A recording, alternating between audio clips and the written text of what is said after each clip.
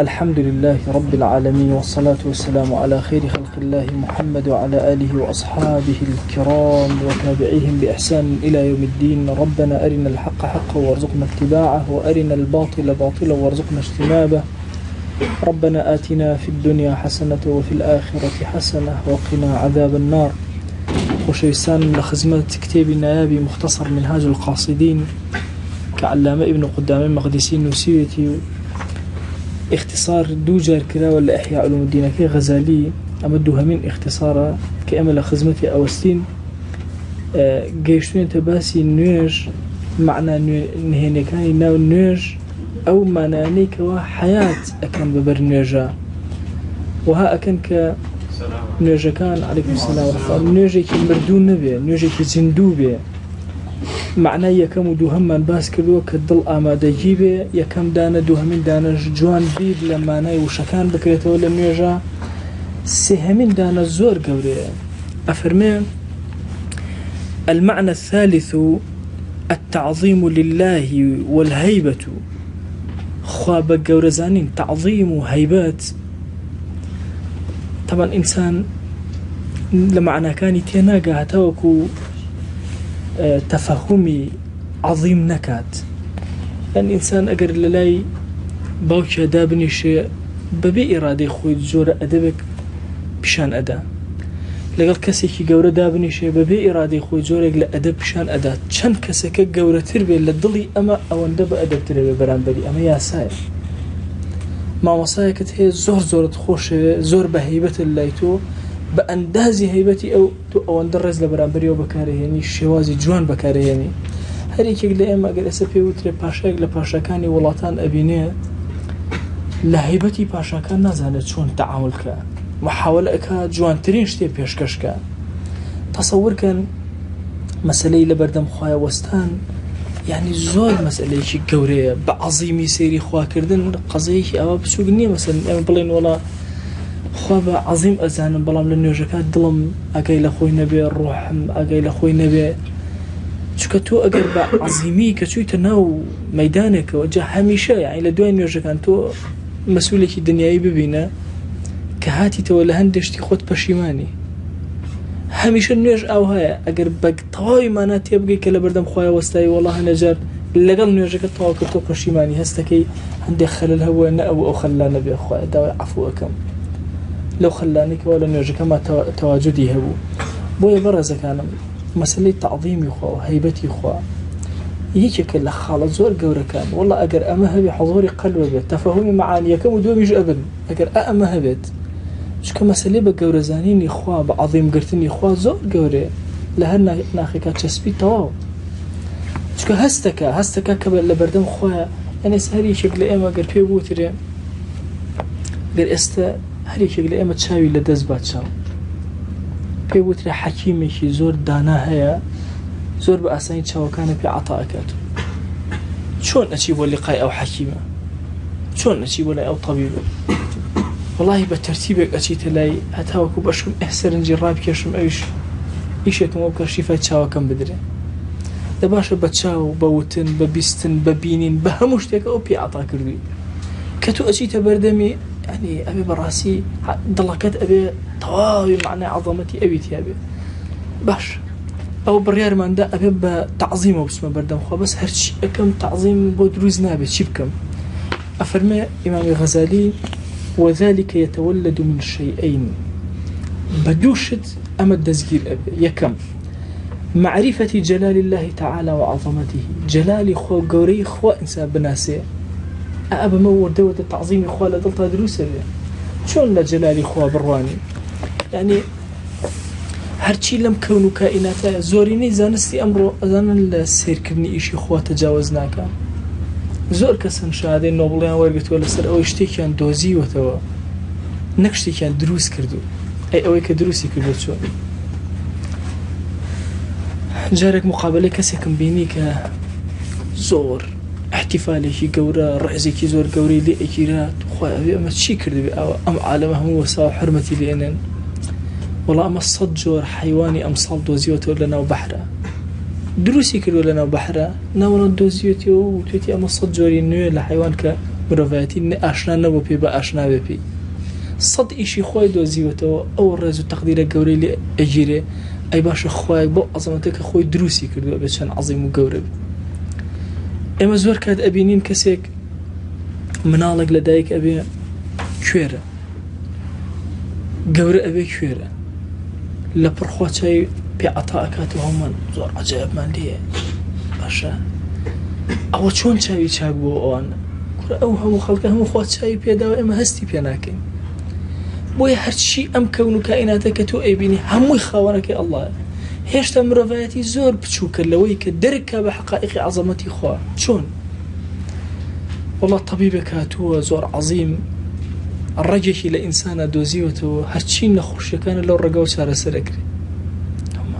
الحەمدولillah ئینسانیت زۆر گەشتوتە ئاستێکی باڵا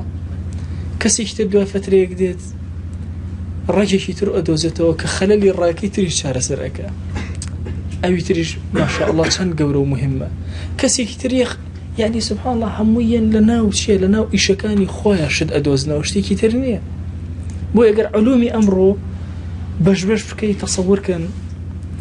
ئەگەر بڵێم لە 1990 بەس بینینە هیچ شتێکی تر نەکراوە بەس بینینی ئیشی خوای یعنی طبیبێک کە زۆر اختصاص پێیە ئەکا زۆر خۆی مانوو ئەکا لە چاوە ئەدۆزێتەوە کە چاوێک ئەگەر بێت و نزیک بین بێ ئەتوانێت لە ڕێی دەمارێکەوە تۆزێک تەرتیبی ئەکا دووربینە بێ دووربینە تۆزە هێواشی ئەکاتەوە نزیک بینی ئەکا کاتێک ئەمە ئەدۆزێتەوە وە نەبێ شتێکی کردبێ تەنها یەکێک لە فەرمانەکانی خۆی جێبەجێ کردو سەیرێکی شتێک لە شتەکانی خۆی کردو زیاتر نییە دکتۆرێکی تر و طەبیبێکی تر کەیت نێوان ئەو شتێک کە لە فکری ئینسان دەرئەچێت و ڕەبتی هەیە بە مادەی ئینسانەوە چۆن ئەم پەیوەندیت لە معنەویەوە ئەگا بە مادە ئەدۆزێتەوە ئەڵێ مولولەی بچووکەن فەرمانەکان وەرەگرن جەستە قبوڵیەکە ئەگەنا جەستە چوزانێ بە ساردەیە گەرە مێشکە عازیەدات بەڵام چۆن مێشکی معنەوی ڕەبتی بە مادەوە هەیە ڕەفتەکە ئەڵێ کۆڵمەڵە مولولێ بچووکن باشە لە کۆتایی سەرەوە با بڵێن کە لەی سەرە لەوێ هەیە ئەو مولولە باریکانە نەقلی ئەو ئەکەن مادە بۆ معنایەکی تریاڵە وەڵانەوەڵا ئەوانەش نین ڕاستە ئەوانە ئەجوڵێن لەو کاتێک کە فەرمانەکان دەرەچێ بەس ئەوانەش هەر مادەن چۆن ڕەبتە معنەویەکە ئەکرێ نازانین هەی بزەبدوکە وای بڵێ باشە ئەم مۆبایلە چۆن پەیوەندی ئەکا بە نۆرماڵەوە نۆرماڵ چۆن پەیوەندی ئەکەی بە مۆبایلەوە نازانم ئەزانم شەبەکەیەکە ئەڕوا ئەزانم شەبەکەیەکە عازێکە ئەتێ بەس نازانم بۆیە مرۆڤایەتی هەتا ئەچێتە سەرەوە هێشتا نەگەیشتوتە ئەوەی کە ئینسان بناسی هێشتا نەگەیشتوتەوەی کەون بناسی هیچی نەناسیوە بۆیە کە ئێمە سەیری عەزەمەتی خوا ئەکەین بەڕاستی سەیری جەلاری خوا ئەکەی لە هەموو شتێکە تو ئەیبینی لە مرۆڤە ئەیبینی لە گەردوونە ئەیبینی لە کەون و کائینەتە ئەیبینی ئەی سوبحان الله سەمە کورتە ڤیدیۆ بچووکەتان بینیوە وەسەمائی وەطارق چەکوشەکانی گەردوون یعنی ئێستا زانایان هاتوون دو ئەم هەموو ساڵە باسی ئەوەکەن کە کۆمەڵێک ئەستێرە هەن دەنگیان لێوەیە دەنگەکانیان ڕێک وەکو دەنگی چەکوشە ئەمەم شێواز ئەم دەنگە هیچ شتێک لە بەردەمیان خۆی ناگرێ هەموو شتێ ئەبڕێ قەتیش ناکوژێتەوە پرسکە ئەدات و دەنگی لێوەیەت ئەخۆی گەور لە قورئانە فەرمێ وەسەمائی وەطارق النەجم الثاقب هەموو شتێک کوونەکە ئەو سەوتە هیچ شتێک لە بەردەمیان خۆی ناگرێ ئێستا مرۆڤایەتی ئەیدۆزێت خۆ مرۆڤایەتی شتێکی نەکردووە بەس دۆزیوێتیەوە سەیری کردووە باشە ئەوەی کە دروستی کردووە مرۆڤێک ئەگەر بخرێتە ناو تەیارەیەکی زۆر تایبەت ساڕۆهێکی زۆر تایبەت بڕوابیە بکاتە کۆتایی ئاسمان ئەمری تەواو ئەبێ و لەوەچێ لە نیوەی ئاسمانەوە هیچی نەکردووە کەبوو نەیتوانیەوە هیچ ببینێ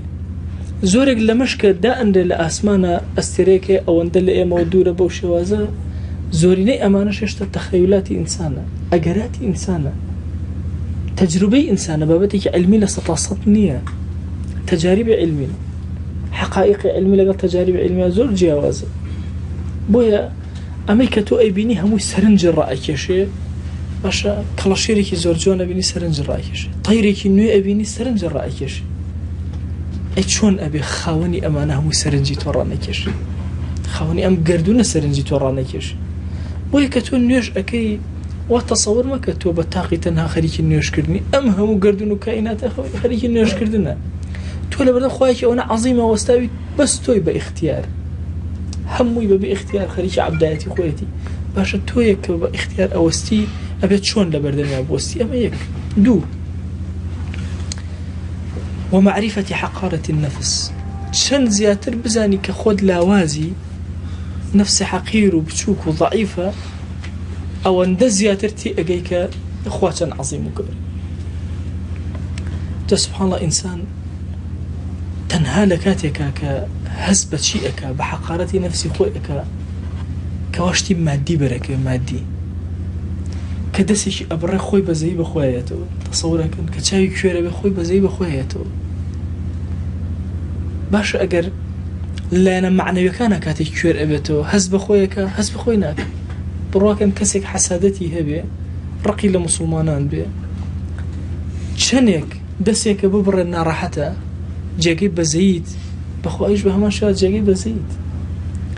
زۆر لایەن هەیە لە حیاتی ئینسانی موسڵمانە پێویستی بە وەستان و وەقفە هەیە. یعنی تۆ کە لە بەردەم خۆی ئەوەستی خۆیەکی ئەوەندە عەزیم، تۆ چیت؟ تەواجودی تۆ چییە؟ ئەو خوا عەزیمە چۆن بە لطف سەیری تۆ ئەکا، چۆن بە ڕەحم سەیری تۆ ئەکا. وأنها مستعبدة، أبي بزاني كنفسي تو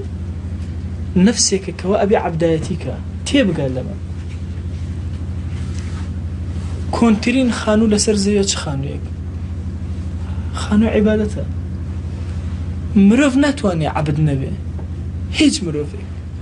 يعني مروفك نية لسر تسري أمزة يا سبحان الله عبد نبي. مروفك نية يترى هريك عبد يشتك، أقر عبدايتي خواناكي عبدايتي شيء أكي. طبعا يا سايك هي وما جي كشتمانية بيتي يا سايك هي لبرستنا يا ساكا بمششتي. أما مروف برستر نزمتر يكسان. إنسان عبدايتي شيء أكا، يان عبدايتي شتيكي يكسان أكا وكو خوي. تصورك كان المروف أيجوك ومام عبدايتي أكا. هذا وقت أخوي كابريك بيان وتوان والله خان وفاتي كريتو خان مرد، أنا والله خان وتوان بدأ وخان بحياتي أنجا أخوة قبل مرد طاو والله خان مرد. تبدأ الشرط بإثر بحياتي إيشي كي باشي بوناك مخاني دوم، مادام خان ممزاني وخان نامرد. الله كابريك أبو للزوي خان شو درو، الله وتبي إيركوي وتبي أنا والله إتتوا تأوي خان تأوي حكمك أمدي أوتي أي شيء اللي حكمك أوتي والله خان ترى. شو ممزاني ومن لو بري إثر إيشي خانو إيش ترني ده أشهد بالله يجي بوناك هذا الرب ولا خان. الله شو بشرون وكابريك يا هناك مروف سبحان الله زور كان أم حالتي تشرب أول هزب خويك بول همو كاري مروف تعليمية اقتداء بشتوأك شوين اشتكي منار اللي دايك أبيه سيري دايكو بوشيك دايما سيري قدوأك جوان ترين قدوة بو مروفي بويا منار يكسر سيري دايكو بوشيك ايكابا قدوة خوي هاولك ايكابا قدوة خوي لقضي الله أبي لما مسألة زود بولي تعاونك شكو جاري وأكيوت نوع عبدايتي وبيع ويبخوي بزان إيش تصور لك رك أكيوت عبدايتي أو كسيترو هذا جار مروف خوي لي أقول بيوايا خوشي أبي عبدايتي نفسي خويك أفرأيت من اتخذ إلهه هواه هاو أرزوغاني خوي لي أبي تخوى باشا عبدايتي أكا أرزوغاني بيقول تشاك خرابك هند جار مروف سبحان الله هل أبي عبدايتك هي تشارني لو يتخوارو أجل لمروف لازم ترى عبدايتك شون أبي لمروف لازم ترى آخر عبدايتك زور طبيعيته مروفك أبيني مش كبرست السلام عليكم السلام بردي كبرست داري كبرست خرما كبرست يتخوارو بلكي يتخوارو نزم بأندازي لوازي أم كسل عبدايتيها باشا بأندازي أو يتخوال وهوش كان أنواع شد أنا وتصور كان كسك أبيني وكو شهادة بروفيسور وكو الدنيا هيك نيشته هو بينك كاسي وزانكو مرة في ساي ما قايل نرجعني لو البركة دي جاكوي كبزانكو تصور كان باشا الإنسان شلون أبي بوشي وازبي ينزم تر لإنسان أبرست بويا عقلاء ألان أجر مروف برستر لخوي نبرستي حتما أكيد يا كاريجري يكساني ويا نزم تر لو دوانا تجاوز وهميشش إنسان لروي عقلية ولا زارس كان عقائد باسية كعلم كلامه يعني مروف كعبداتي أكا حيث مجالي ثانية يان أبي طبقي خوي بدوزيته ولا سريء بروانه يان أو تناي دوزيته شون جاري وهاي أمكس خوي بينا دوزرته باشا محاولة أكاد عبداتي هرب بكات شو كان مستعبدة هيج مجالي ثاني إلا أجر أولنك يا بخوار بو إيرا إنت شنو بلاكي خوارت له بلي إنسان دي شاوية خوار جاء فرمي لا علمي كلامه أنا على إنسان يا أبي بيوديك بخارجي خويا خارجي خوي يان أو تلنا خويا أمريز شون بيوديك بخارجي خويا أبي كيف بقى أيا كيف من يدرس كدوا مروفي يكسان وكوخم أكريشتيوا آخر من بيسم بتشاو أو يشاوي من شام كوربي أو يشاوي كوربي شون أتواني أو تشاو من بدأ ما أتواني يان نزمتر لخوي باش نزمتر لخوم مستوى إنساني نبي شون أكريب برستريج بويا مروفي عقل هميشه بير أكاتوا أبيشتي لخارجي إنسان وبرستي لخارجي مادة وبرستي خو هاتشي فلاسفة هم ينقشتوا أم نقطة توانا كون كائنات قوته هيزك هي لبشتوا أبيهم القوة هيزك وبرستي نازل وشيء الله برام دري كان كردو لروي عقلية و كأوشت نابي مروبي أبي خارجي مروبي نابي مادة بي أبي لدروي مادة بي إن جاءتوا أنا تحكم كوصل هاتشي مادة آخر باشا من بلان والله مادة هموش تيكي دروس كردو آخر مادة أي خوي مادة كي خوي دروس كردو بويا همو عقلاء هاتون بيريان لبشت كردو حتى هاتون شيان كردو اشتيتمان هي لعلم كلام بيوتي العقول العشرة ده عقلك أما سنة توزي آلوزة بس هل سرداوي كتان أدمي العقول العشرة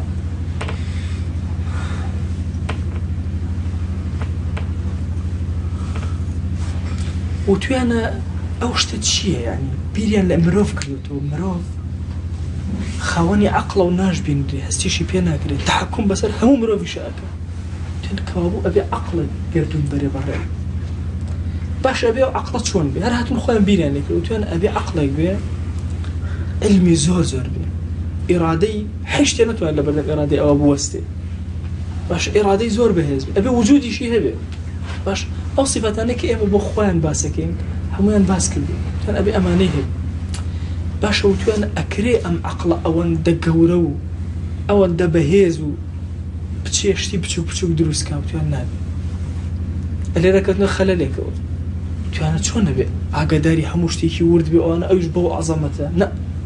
هاتون تسلسل كام دروس كردو توان أم عقلية كم شيئك عقلي دوهم دروسك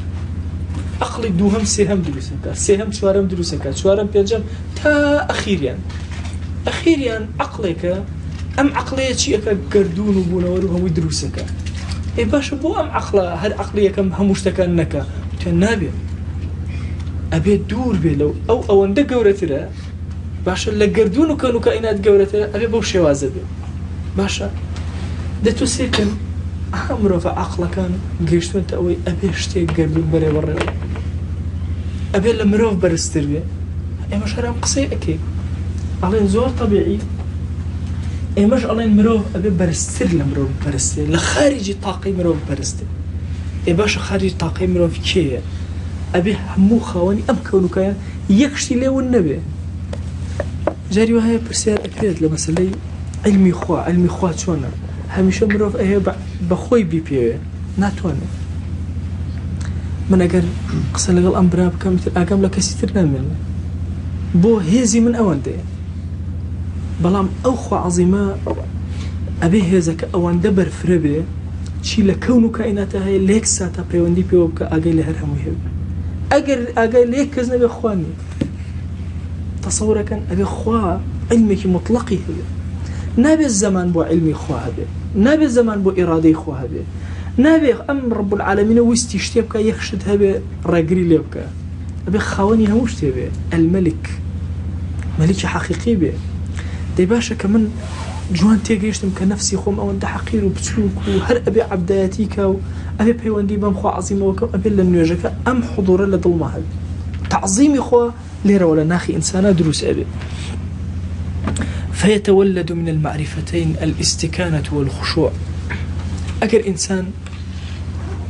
أمدو معرفتي هبو، معرفتي جواني خواي هبو ومعرفتي باشي خوشي هبو كنفسي خوي بايتشنك أو كاتا ملكجبون لبردم رب العالمين أبو يدروس أبي حسب آرامي أكا ناتواني خشوعي نبي ألم كاتا بأساني حالتك بو أم كسي دروس أبي كملي خوي كتشكا لبردم أم رب العالمين. باشا أكر إما لنوش بچينا درو هر لنوش بحقيقة أجر استبيمان بوتري هري شكل إيوه خوا أبيني جل جلاله بعظمتي خوي. باشا شلون استقبالي أم رب العالمين أكل هل بحقيقة أي بيني شلون استقبالي أكل أي هروكو استبدلك غافلو بأجاو وتصور أكل أوابي قد أو يعني تصور كان أجريش يقول إيما بيغمري خاص الله عليه وسلم ببيني في المسك بتشاي أوستي قال كاتب حضوري أجي نزاني تشيبكي نزاني تشيبلي باش نزاني شون خد استعداد كي باش خواب وعظمة ببيني أبي تشيبكي أبي شون لبران بريا بوستي بويا كاتك باسي تعظيمي خو أكل جل جلاله أبي استعدادك كلي لناخا كل نيجك أوستي وأبي تصوري تو أو أم خو عظيمة يستمرون تيكلو أو يجرك أكيل من السير من أكا باش أم عبدم تشي أكا ألي رأبي إنسان هزبة تشيبك لبران بر أم عظمتي إخويا ويا عندي لبيا وجورا كان أبيني لكاتي نوجا حزة ولرزيشان هو تسكانيا الأرزم بو كالله أيوة الله أكبر بيركاته لو عظمة أم لبردم كيا وساوي ناخذ للنوجة حالتي كواد ودروس به تراست وخو يعني التحيات لله صلاة الأخوات تقول رتبيك أو النوجك يباش إنسان لم رتبة برزاء ولا بردم خويا بو نزيكية بقات أوي صلاة الأخوات بكا جل جلاله أبيت شون به أبيت شون هز بعظمتي أخوات جل جلاله بكا جاء مسألة معنى كان النوج هر يشك لو معنا أنا والله بوردي دراسي بكين إما كفايات معنا بوي بمانجول النوج كان معنا وهدفي أما لم درست شيء نهني كان فقه أما بعض ناكن بلين شون دز نوج بقرين يعني فقه بعض ناكن شون نوج كان ما جاب جاكين دز لكوا بقرين علين ضل لكوا بيتو شوني بقرين أما يقصك ضل ما شون به إما هموما استا محاولة أكين إيش قال قاسم أوادا أنا مش على قاسم أوادا أنا مشكلة ما ندسم شون دانه بنجم شون ده كزنا الله ضلت شون دانه نهني أم درس لما يكا أم الضل ما شون بيلنيجا شون هزب عظمتي خوابك جل جلاله وشون أخو عظيم بجورب زانه أما قرنجة بالنسبة أمه هيك يكتلوانك حسب تعظيم إخوة جل جلاله أكي أويا ومن ذلك الرجاء وأخوة زور به باشا فإنه زائد على الخوف للترسان زور ترى إما خوف والرجاء مان هي هميشة الأخوة جل جلاله الترسين باشا وأميدش ما زور بيدي الترسين لو عقوبة من بدها إما عبدك ضعيف ولا وازن نعجك بيكلق أكيد وش أخوة هل يقبلنك بلام رجاشم بخوا زور تك أو باش ناسي وأزانم زور بالرحمة أزام لي بقبولك دلم آرام لقويا فكم من معظم ملكا يهابه لخوف سطوتي ولا يرجو بره جاري وهيتم ملكك أبيني ملكك زور درندي ظالم يهابه لأترسي بلام هيج أميدة كدنيا بتشوفتين تشاكي لي وبيت بس خوا جل جلاله لقل ترسكتا تو روحت بر الرجاء يقينت هيك أم خوا برو برسترد أبا قورترد أكا أفرمي والمصلي ينبغي أن يكون راجيا بصلاته الثواب كما يخاف من تقصيره العقاب أو كسيك نيج أكا أبي الرجاء وابي كخواي قورا أجري لسر أم نيجبو أنوسي وأبي بشترسي كخواي قورا عقوبة بلسر أو تقصير يعني كهيتي أبي لهردو حالتا ضليها هردو كان يبي بلام كاميان زورتر رجاك زورتر شو أقل رجاك زورتر نبي برواك إنسان نيجي بيناكري باشا أكل إنسان زور لاني خوفي زاغل كر بسر خويا تأكيد من لو كانت وانا نوجكاني واتشاكي جيب جيبك بو شو كخوي لدس أدا بس أجر هميشه أميتي بخوا جل جلاله زياتر بو شاكتر أتواني عبداتي كان جيب جيبك كاتك باسي الرجاي خوا أكري تصور كان نابت ضلي تو قناعتي وابك أم خوا عقوبة أدا أو الرجاء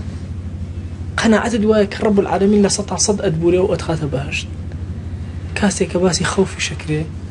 باشا بترسو لرزو بوخوا عقوبة أدا هيج أملك برجانا من بويا ألين لو نيوانا بجي بلام دائما رجاك زور تربية وأميد بزور تربية مهما كان عبداتي كان لا وازن عندك لزنان أفرمون قتل وما ترسك نيجو طاعته كانت حلوكم وكريتيا لو بترسك الريب برمال إذا نقريتوا أجنا حرشون بيقريتوا أو أندب الرحمة اللي تقبلك جاري وهاي إنسان أولا نيجا أو السيخ خوايا بروردقارا والله خوم أزانم نيجا كم بكالقنا هالخوم أزانم طاوني أم نيجا بس خوايا لقل أمشاك طاوني يقينم هيك ليتو أبو النابي يقينم هيك تولي قبولك يقينم هيك تو أمش تخراب لي قبولك إنسان بيركاته والله لزماني هارون الرشيدة لم جاري بوم جرانا والله للشيراز أو كانت الشيراز طبعا لم أخيرا ولا زمان الشيء إسماعيل الصفي وأنا أهل السنة يقاتوا قد كرا ودواي الشيء جاي قرتوا وأنا قلنا لأصلا أهل السنة اللي يقول الله الرجل باران باري الله أو سوير بو باران باري كابرا وتقول خو أو شيرينا الله أكبر تيجي نك أو كبقرة وتيجي وتيتو بقرة الله توزع أيان قل له تشتكوا جوزيك بسكلي هنا أو كيتي كدو سري كبس كدو وتي دميلين يجي أكيد وتي والله يبون خليفة أو شيرين اشتوى شو نبي الله دمي باش بس والترتيب كردو خسيك والله كيوتي اسمه بغداد الله شو بغداد شكتي لك مانو الله شو مو بردم هارون الرشيد وتي اشتكي تايبتم هنا ابو هارون الرشيد ايدن بخوي نابي ابي اوتي النابي اوتا وتي هيج نايدن بكس او تي بابي كمو بس سيري كمتي نايلم تايبت هنا من ليو ببيهاتو هنا ابو خليفه وتيان بخليفه والله يبيك تشتكي والله نازل شي لك تي بابي تجوره طبعا كهنان ككردي انا او كبوغني كردي خريبو بخنكين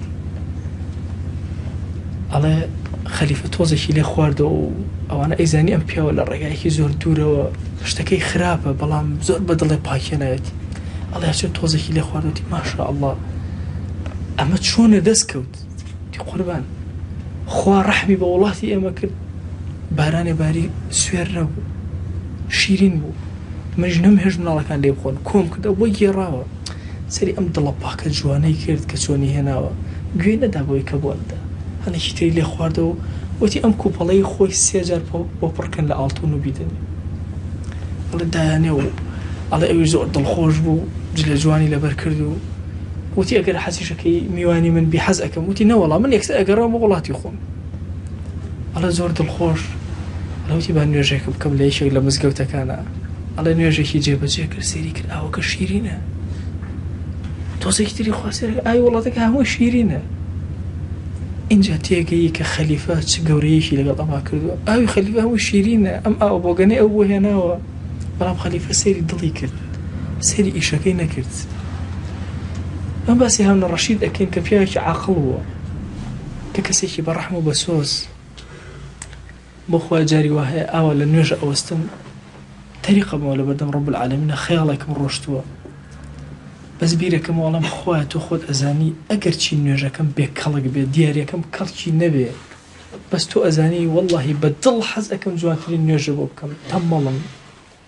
فكرة مشغولة أقام لخو من الناس أنا تشي بوتو برس كمال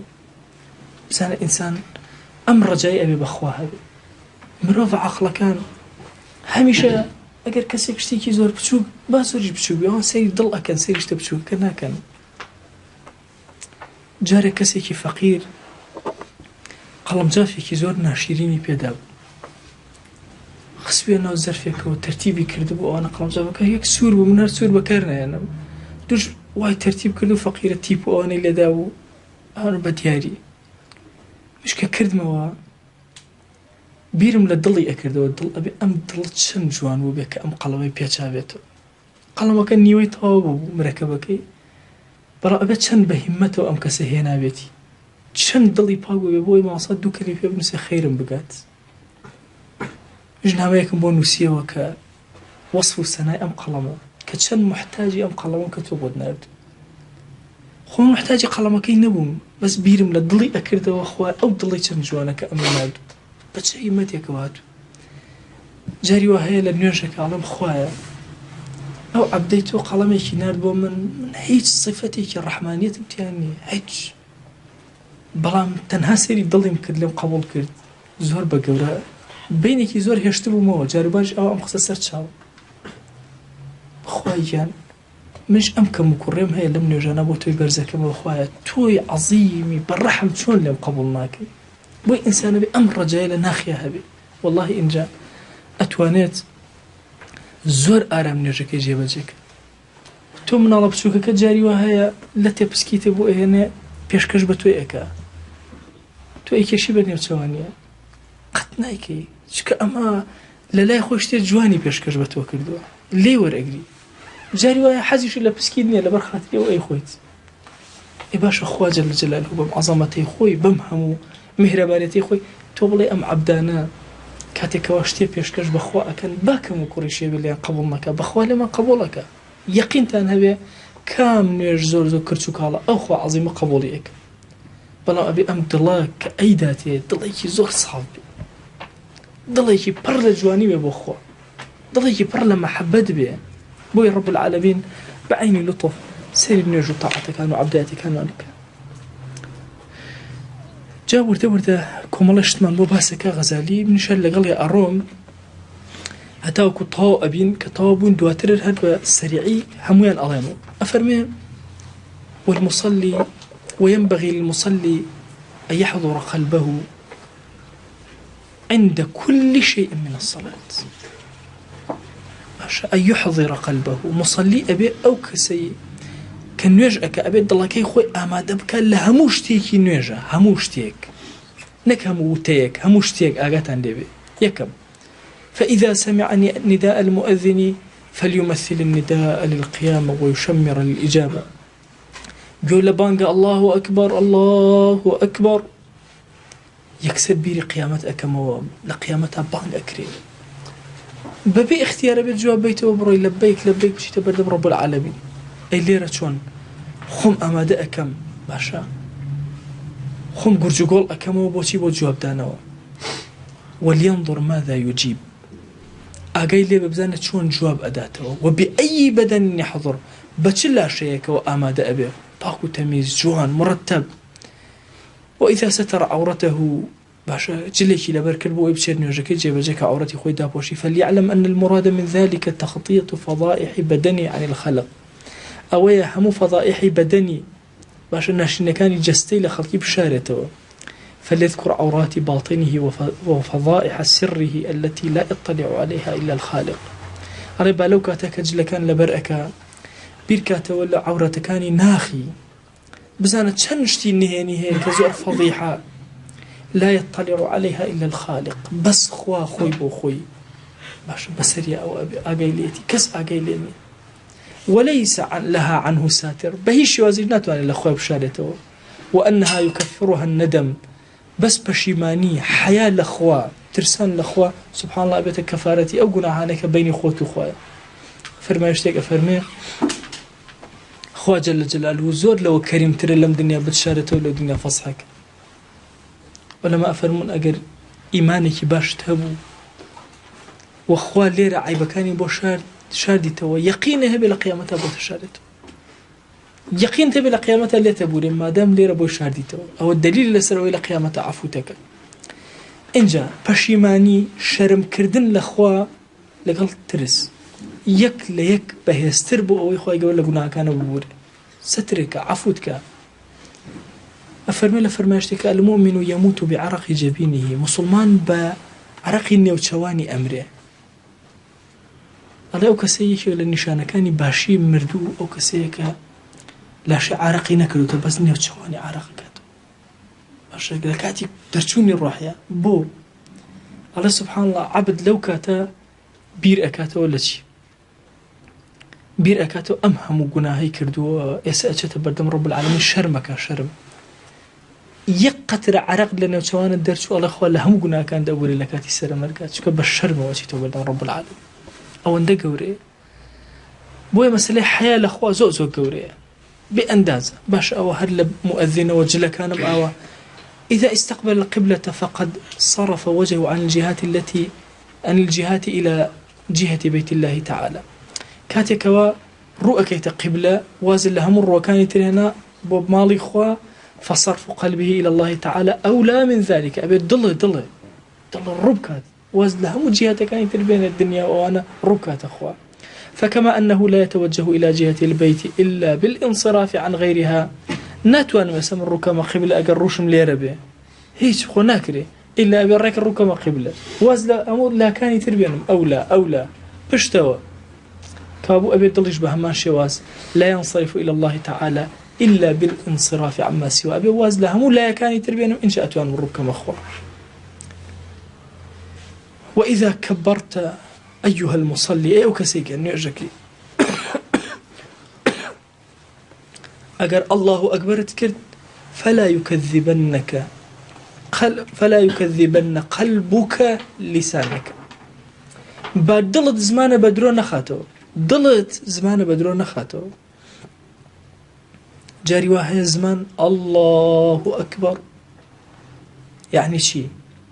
خوا قورتري هرشي قورة كان أي ضل لو كاتل الله يشتيكي تل الله إخواني أقول لو كلمني أو الضل زماني بدرو أخاته إن جاء فرمي لأنه إذا كان في قلبك شيء أكبر من الله فقد كذبت أكرشتيك به لا ضليتوا لخوا قورتر بي لو كاتي وشي الله أكبر علي أو تدروت كردو لك الخوايا فاحذر أن يكون الهوى عندك أكبر بدليل إيثارك موافقته على طاعة الله أقال لي بي زور ورياء أو بهوا وآرزو للايتو زور قورتر نبي أشعر بشي جاري وهي إنسان شون هوا كاني أكوي حتى لكاتي النجشة بس طاعة كاني خوازالي أكا فإذا استعذت فاعلم أن الاستعاذة هي لجوءك إلى الله تعالى كنت علي أعوذ بالله من الشيطان الرجيم يعني لجوء مورقرت والله إخوة شومة بناي إخوة فإذا لم تلجأ بقلبك كان كلامك لغوا أقرب الضل التجاء نكرب والله إخوة هربا بزمان بالله أعوذ بالله من الشيطان الرجيم وتفهم معنى ما تتلو معناه أو بزانك تا أي خواني تو وأحضر التفهم بقلبك عند قولك الحمد لله رب العالمين جوان تيبقى لا بدل كاتك علي الحمد لله سيري لطفي خواك علي الرحمن الرحيم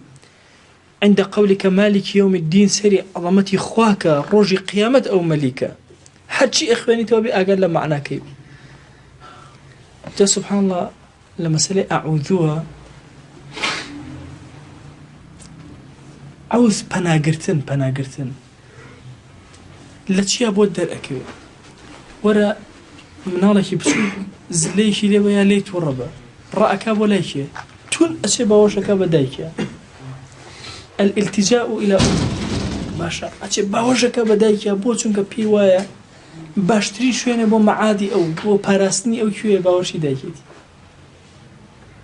بوي إنسان كاتك الله أعوذ بالله من الشيطان الرجيم أيام معناه بين تبشاخو يعني الرام كردوتا پناگی رب العالمین ئەلێ خۆم حەشار داوە شەیطان چۆن بە تۆ ئەیێرێ کاتی ئەگەر بە ڕۆح بە دڵ ئەمە بوترێ يعني كاتك إنسان حمدي خواك سري لطفي خواك باشا كاتب باسي الرحمن الرحيم أكا لتش أترسيك علي الرحمن الرحيم خويا صفاتي واب الرحمن الرحيم بي يترغبي لدلا نامنته أو اندبه يزبي كمالك يوم الدين أبي تسليم بين وقد روينا عن زرارة بن أبي أوفى رضي الله عنه أنه قرأ في صلاته فإذا نقر في الناقور فخر ميتا أنبياء وعظيما زراري كوري أبي أوفى كاتب فروي فإذا نقر في الناقور فو أكرب نفخي الصورة أم ليرا ومرت أو أندت يكلبو بلغ أم كلمات أنا وما ذاك وما ذاك إلا لأنه صور تلك الحالة فأثر عنده التلف إلا أو كاركيت شيء بالطواوي معناه تصوري أو حالتي كل وايهس كل الرجل وكاتايا كوا فإذا نقر في الناقور أو أندلق الله أجياو واستشعر في الركوع كالتواضع كاتك أشيت الركوع تواضع لبردم خوايا باشا حسب يبكى كاتك أشيت السجدة زليلي لبردم خوايا حسب يبكى للركوع باشا كردوكا حسك بتشيبه تواضع للسجدة حسك بالزليلي لأنك وضعت النفس موضعها ورددت الفرع إلى أصله بالسجود على التراب الذي خلقت منه إن جاتو تشيت كلو للسجدة نفسي خوك إلا الركوع خصوته شويني خوي للسجدة شون لخاك دروس كلاوي السري برزي خوتي خصو سر خاك هاتي توسر أصلك خود وتفهم معنى الأذكار بالذوق بتشيج ورقت نوا تشيج ورقت ذكر كان كاتك أيان خيني واعلم أن أداء الصلاة بهذه الشروط الباطنة سبب لجلاء القلب من الصدأ نوجك أبم شرط باطني أنا وجيب جيكي دلكت باق أكاته ولا صدأ جنجت أنا هلاي وحصول الأنوار فيه التي بها تتلمح عظمة المعبود وهرها كمال النور لناختا دروس أبيك هموي إشارات أكا يا أبرش عظمتي خواتي أبرشنجيته وتطلع على أسراره وما يعقلها إلا العالمون إن جاء لزور الأسرار إلهيتي أجيك خلق زور عالم نبتيناك فأما هو من قائم بصورة الصلاة بدون معانيها وكسي كان يجك صورتي يجأك نك معنى كاني فإنه لا يطلع على شيء من ذلك بل ينكر وجوده أصلا هرتينها قال لويك معنى كاني أمجور النيجتشيا و إنكاري جاكا زور كاد الله كورا النيج أواني ناي نيجا ظاهرية كجيب جيك جاء أما اشتاك كغزالي باسي كردوا بكورتي اشتاك كان عارز كان لأن نيجا كان إما دوشت هرچی حرکه ایکی هرچی وتنه ایکی پیوسته تو تیب فکری هرچی کردوی ایکی هرچی وتنه ایکی من لخدمت أنا ورد أروم عندي العلماء فرمون كاتي كدس أواء أجري ناو دس يعني روجي إنسان بشتوي يعني بشتي يعني الدنيا مفردة دس كان أحرو يعني كده رب العالمين كهو يضليشم هستيشم هم الرك اللي تاخو كاتي كدس بمشي واس أجرم باشا لبردم رب العالمين واستاهم أما معاني خوية يعني خوا زور عظيم لايمن زور قوري لايمن بويا من واستاهم لبرام بديا باشا كأوار ركوع بيت باش أم حركة ركوع معنا كيشيا يعني بالطواوي مانا باشا كورنوشم بردو لبردم رب العالمين باشا خون تواضعا برانبرين واندو بكل اختياري خون هيج زورك لسني خواه بوتو جيب جيك يا سبحان الله أما لروي كردوكوا أكتن ليه إنجا كتو هل أسيت وجاريك الأوستي وسر أخيت والسجدة يعني طواوي الزليلي بوتونوان هل صانوا تواضعيش طاوو طواوي حر خوم أو تزلة بوتونوان جاري دوهم بس زكاة دو جار زليلي بوتو درب رمخوان أما لروي كردوا كانوا أبي استشعاري أمانه هم كرد هستن بما نكرد به لروي وتنا كانوا أيتوك الله أكبر خوا قورترين أبي الضلبلة قورترين كألم وجهت وجهي للذي فطر السماوات والأرض ڕوون کردوتە ئەو خوای کەون و کائینات سەماوات و ئەڕضی دروست کردووە باشە ئەبێ بەڕاستی دڵم ئاگای لە خۆی بێ ئەگەر نا من بڵم الله ئەکبەر دڵم ئاگای لێ نەبێت دڵم هەر لەو کاتە قسەکەی زمانم بە درۆ بخاتەوە چەند خەجاڵەتی لە بەردەم خۆیە بەڵام وەجهت و وەجهیە خۆیان ڕووی دڵم کردوتە تۆ دڵم لە شوێنەتر بێ هەر لە یەکەمین کەلیمە نوێژە درۆ بکەم لەگەڵ خۆیان نابێ کاتی ئەڵێم ئەعوذ بالله من الشیطان الرجیم هەست بە پەناگەی خۆ ئەکەم هەست بە ئارامی ئەکەم لە شێطان ناترسم کە قورئان ئەخوێنم لە نوێژەکە لەگەڵ معناکانیان تێکەڵ ئەبم باشە بۆچی کە من چوومە ناو ڕکوعەوە زوزو ئاوا ئەکەمەوە زوزو الله ئەکبەر ئەکەم ئاگاتان لێیە بۆچی چونکە ئینسان احتیمالی غەفڵەتی زۆر وتومە الله ئەکبەر ئەو خوا بەس ئەو لای من گەورەترینە لە هەموو گەورەکە دڵم ئارامی گرتووە لەسەر ئەمە سوورەتی فاتحە خوێنم شەیطان زەفەرم پێیان تۆزە خەیاڵ مەڕوە الله ئەکبەر جارێکی تر هەمان معنە سبحان الله چەند الله ئەکبەر دووبارە ئەبێتەوە وەی قەتعی علاقەتەکان کە لەگەڵ غەیرە نابێ بێ ئاگام لە کاتی الله ئەکبەرەکەمە الله ئەکبەر ئەچمەوە ناو ڕکوع هەستەکەم الله ئەکبەر بۆ سوجدە الله ئەکبەر بۆ هەستانەوە الله ئەکبەر هەموو بینەکان بۆ یەکسەر فکرم جەم بێتەوە ئەگەر خەیاڵیشم ڕۆشتێ بگەڕێمەوە لای خۆم ئینجا للركوع من أعلم شيء سبحان ربي العظيم وبحمدي بس عظمتي خوايا من عظيم بكارين وتشيج لعظمتي خواك كهل اسمه أعلم شيء سمع الله لمن حمده كأنما سبحان الله من الركوع أقسم لقال خوايا كل يوم أرين خوايا جويلي بو جوي خوي سمع اللي بمعنى قبيلة باشا كأعلم سمع الله لمن حمده سمع باشا يعني خوايا جويلي بو گوێی لێبوو ئەو کەسەی کە سوپاسی خوای کرد گوێی لێبوو یعنی چی گوێی لێبوو یعنی لێ قبول کرد لێ وەرگرت یعنی کاتێک کە من لە ڕکوع بووم خوا گوێی لە من گرت بوو چێژ ئەبێ ئینسان لەمە وەرگرێت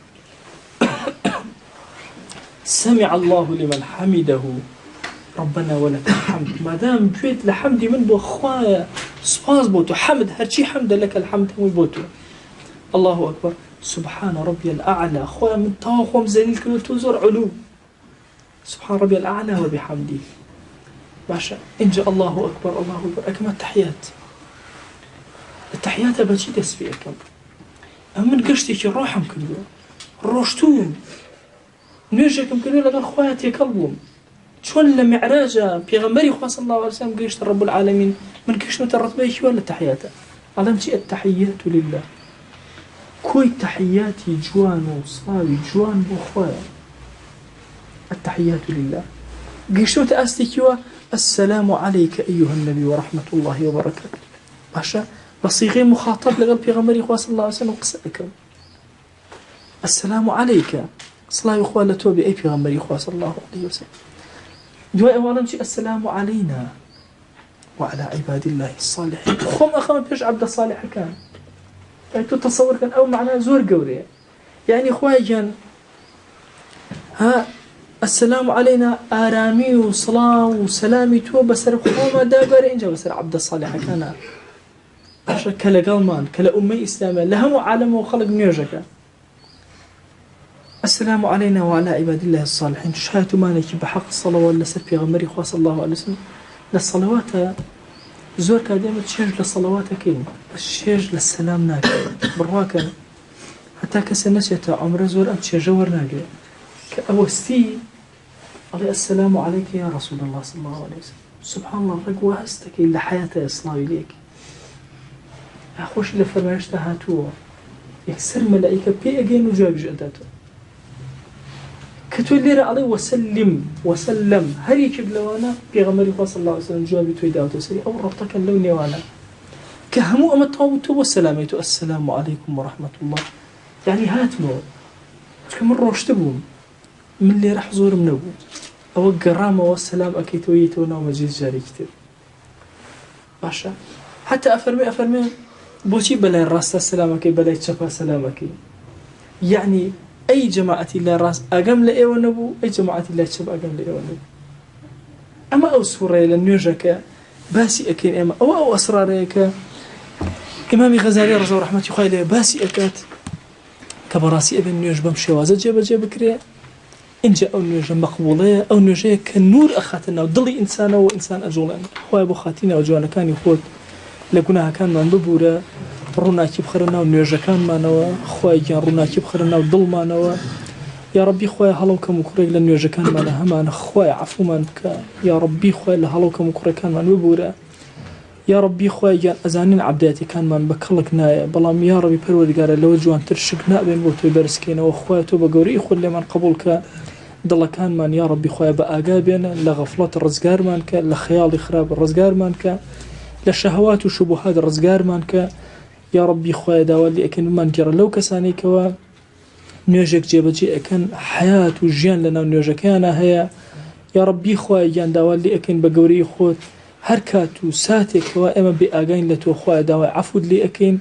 أو كاتاني كوا روح من لقلتو يا تواجديني يا ربي خويا داوي عفود لي أكن پروردگار بزی خود لگل مانا بجوله رو خواه لگناه من ببوره خواه لگناهی چاو من ببوره خواه لگناهی دست من ببوره لگناهی دم من ببوره لگناهی زمان و دل من ببوره خواه لگناهی دل من ببوره خواه لگناهی دل من ببوره خواه بأمتي رسول الله صلى الله عليه وسلم حساب من كبشون كوتي وقبول من يا رب العالمين يا ربي خواه عظمتي خود بخرنا ودل مانا وخواه عظمتي خود بخرنا ودل مانا وخواه عظمتي خود بخرنا ودل مانا